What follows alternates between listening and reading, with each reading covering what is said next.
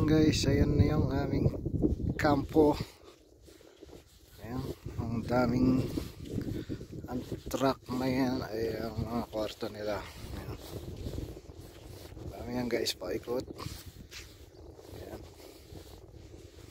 Tapos ang dalawang ano na to, ayan ang kainan, takatambayan, dalawang kema. Ayan. So tapos na kami dito guys.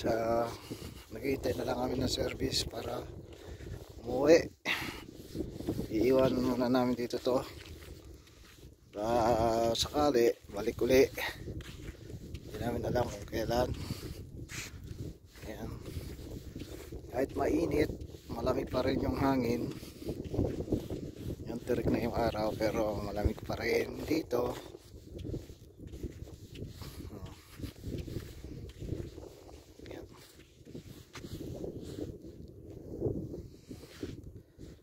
So ang oras ay nasa 9 AM in the morning.